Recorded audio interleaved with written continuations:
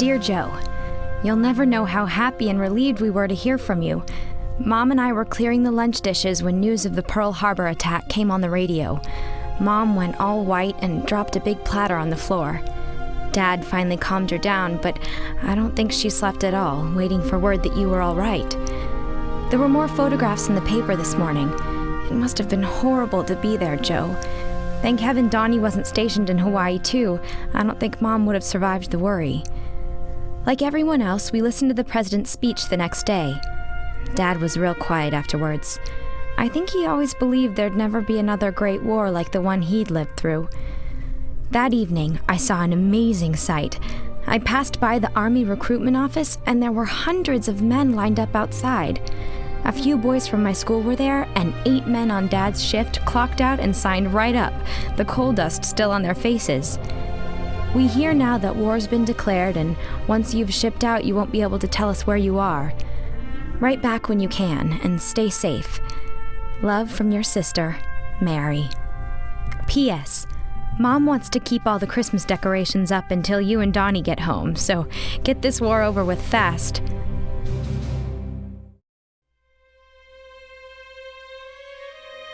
Dear Joe, I have no idea if you've been told yet, but I have terrible news. Yesterday we got a telegram, the kind everyone dreads. Mom refused to open it until Dad rushed home from work. It was about Donnie. He's missing in action in the Philippines. We've tried to get more information from the War Department, but all we know is Donnie and some of the other men in his unit are unaccounted for. Mom's taking this very hard. She's holding on to the hope that Donnie's just been separated from the other Marines, that he made it out of the battle but hasn't been able to report back yet. Maybe it's just some awful mistake. Dad says that can happen sometimes, right? For now, all we can do is pray for another telegram with better news. Somehow, I know it will come. I decided I had to do something to take my mind off things, to help the war effort. With all the men gone overseas, a lot of the girls are working in the factories now. I applied for a job down at the Atlas Steel plant, and I start on Monday. Where are you, Joe? Your last letter had so many holes cut out by the censors that it looked like a sieve. But please, write again. It means so much to us to hear from you, especially now. Love, Mary.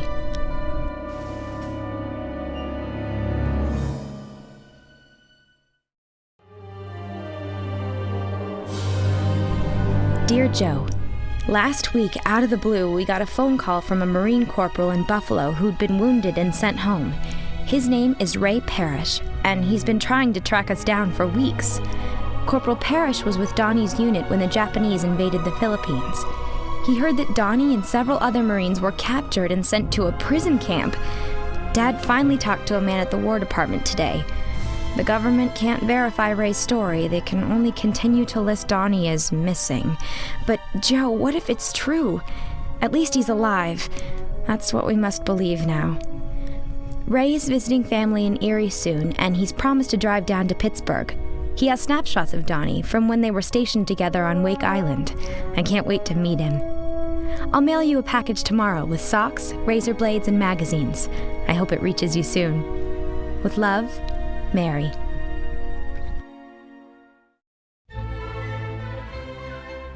Hi, Joe. You're probably wondering about the stationery. Even though I did swell on the assembly line, the foreman offered me a job as secretary to the accounts office. It's more money, so I can't complain. But you should see your little sister's spot weld steel plate. I have to tell you a funny story. Last night we went to the Grand Theater to see a movie. Wished you'd been with us. Before the feature, there was a newsreel showing some Marines on Guadalcanal. Suddenly, Dad jumps from his seat and yells, "That's my son! That's Joe!" He ran back to the projection booth and made them show it again. It was quick, but one of those boys sure looked like Joe Griffin. I even saved you a souvenir. Well, coffee break is over, but I'll send a longer letter soon. Oh, we got your postcard. Even though it took weeks to cross the Pacific, it really brightened the day. Love, Mary.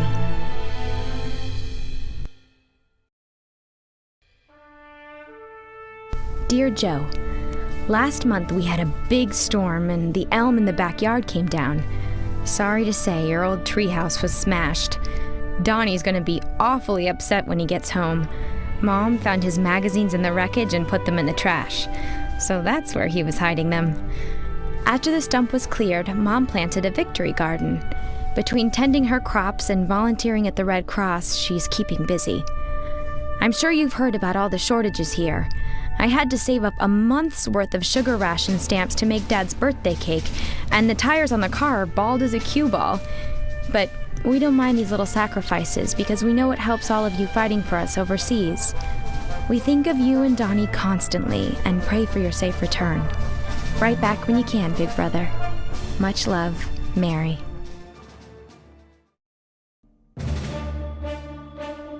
Dear Joe, Saturday afternoon there was a big war bond rally downtown with a parade, a band, and a radio broadcast. I went with Ray Parrish, Donnie's friend from the service. You would like him, Joe. We've been seeing each other for a few months now. Anyway, who's there selling bonds but your favorite pinup, Madeline May? She was signing photos and there was a big mob around her. But Ray shouldered his way through and got right up to the stage. He told Miss May about the Marines swooning for her, and she laughed and gave him a picture for you. So, keep it in a safe place where none of your buddies can get their paws on it. Love from someone who is not a movie star, Mary.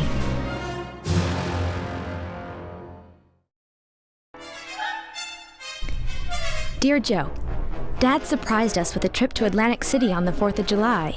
There were so many servicemen on the train that most of us civilians had to stand for the entire ride, but I didn't care a bit. We had a wonderful time on the boardwalk and even saw the famous diving horse.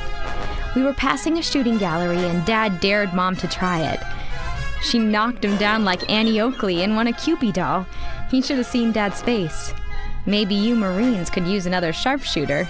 Wish you were here. Mary.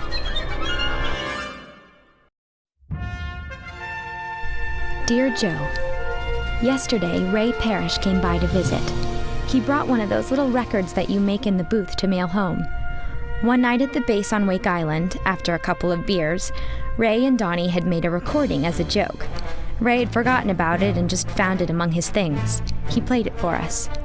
They sang Home on the Range, and Donnie was off-key as usual. Then there was a message at the end where Donnie says how much he misses all of us. As you can imagine, there wasn't a dry eye in the house.